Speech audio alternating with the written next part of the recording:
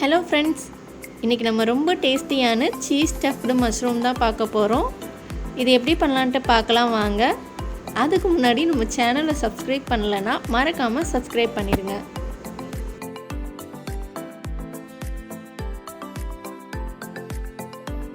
இதுக்கு நான் 250 gram mushroom எடுத்து வச்சுருக்கேன். ஃபஸ்ட்டு நம்ம மஷ்ரூமை எப்படி கட் பண்ணணுன்றதை பார்த்துடலாம். இது எப்படி கட் பண்ணணுன்னா, இப்போ ஒரு மஷ்ரூம் எடுத்து பேக் சைடில் அந்த உள்ள பார்ட்டை நம்ம எடுத்து தனியாக வச்சுக்கணும்.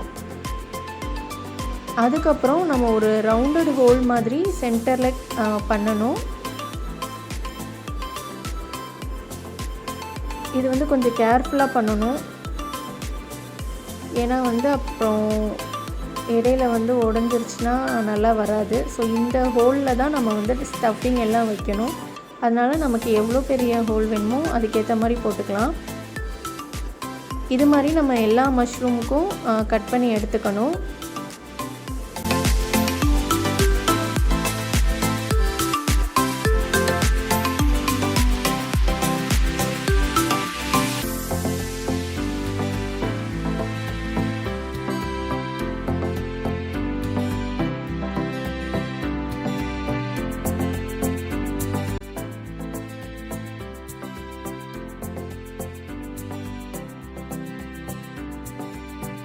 இப்போ நம்ம எல்லா மஷ்ரூமும் நல்லா கட் பண்ணி எடுத்து வச்சாச்சு.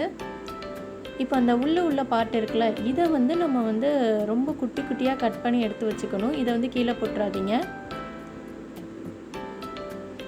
இப்போ இதை நல்லா குட்டியாக கட் பண்ணி எடுத்து வச்சாச்சு. இதை யூஸ் பண்ணி தான் நம்ம ஸ்டஃபிங் பண்ணணும்.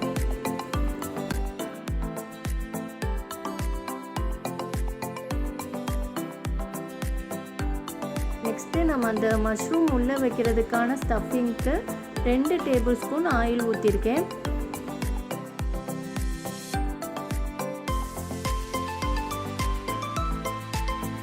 இப்போ ஆயில் நல்லா நமக்கு சூடாகிடுச்சு. இதில் நான் ஒரு டீஸ்பூன் அளவுக்கு ஜீரகம் சேர்த்துருக்கேன்.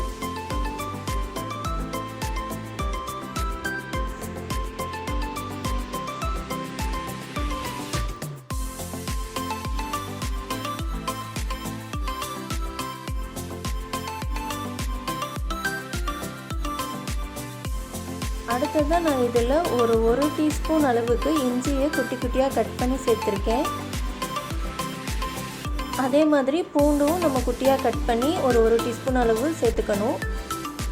இப்போ இது எல்லாத்தையும் நல்லா மிக்ஸ் பண்ணி நல்லா வதங்க விடுங்க.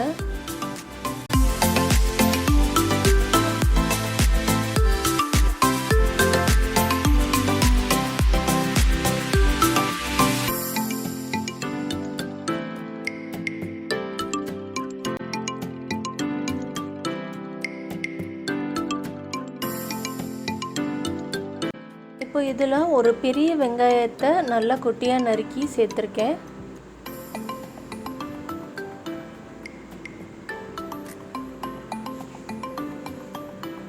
இப்போ வெங்காயம் நல்லா வதங்கவும் இது கூட தேவையான அளவு உப்பு சேர்த்துக்கோங்க.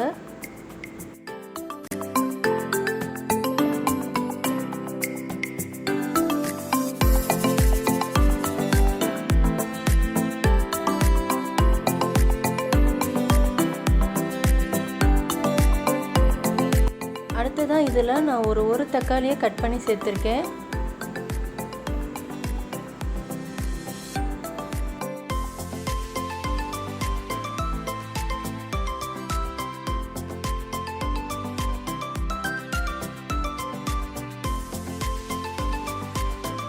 அடுத்து இதில் கொஞ்சமாக குடமிளகாவை கட் பண்ணி சேர்த்துருக்கேன்.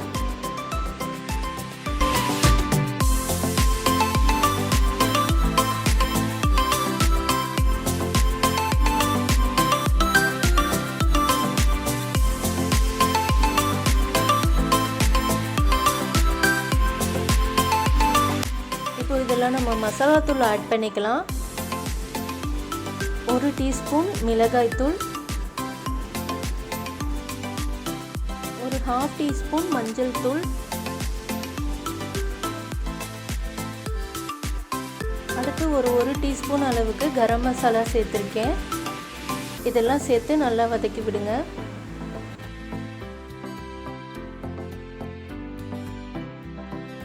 இப்போ இதில் நம்ம ஆல்ரெடி கட் பண்ணி வச்சுருந்த மீதமான மஷ்ரூமை இதில் சேர்த்துக்கலாம்.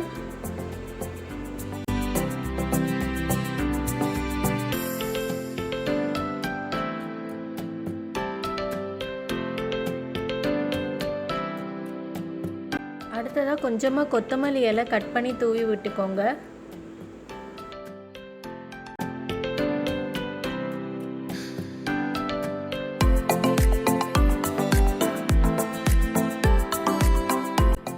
அடுத்ததாக இதில் கொஞ்சமாக துருவின சீஸ் சேர்த்துருக்கேன்.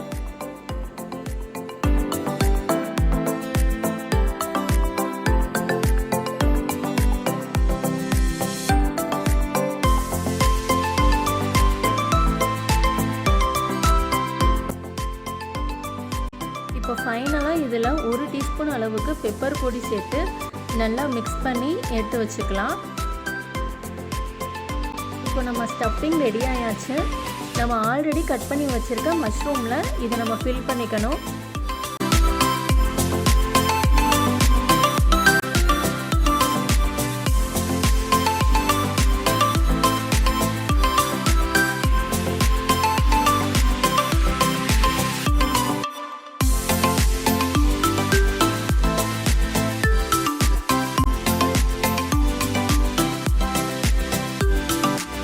இப்போ நம்ம எல்லா மஷ்ரூம்லையும் நம்ம ஸ்டஃபிங்கை ஃபில் பண்ணி ரெடியாக எடுத்து வச்சாச்சு. இப்போ ஃபைனலாக இது மேலே கொஞ்சம் சீஸ் ஆட் பண்ணிக்கோங்க.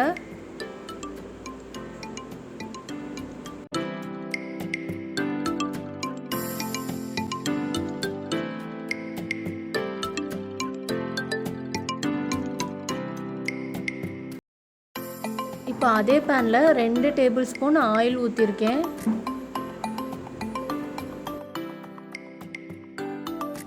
இப்போ இதெல்லாம் நம்ம ரெடி பண்ணி வச்சுருக்க மஷ்ரூமை சேர்த்துக்கலாம்.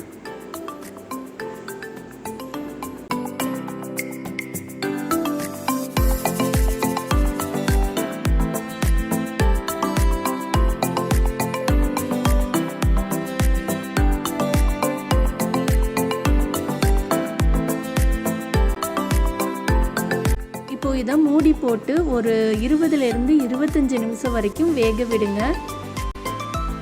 அவ்வளோதான், நம்ம டேஸ்டியான சீஸ் ஸ்டஃப்டு மஷ்ரூம் ரெடி ஆயாச்சு.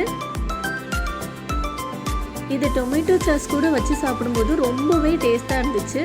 கண்டிப்பாக எல்லோரும் ட்ரை பண்ணி பார்த்துட்டு உங்கள் ஃபீட்பேக் ஷேர் பண்ணுங்கள். இந்த ரெசிபி உங்களுக்கு பிடிச்சிருந்துச்சுன்னா லைக் பண்ணுங்கள், ஷேர் பண்ணுங்கள், கமெண்ட் பண்ணுங்கள். மறக்காமல் சப்ஸ்கிரைப் பண்ணிடுங்க.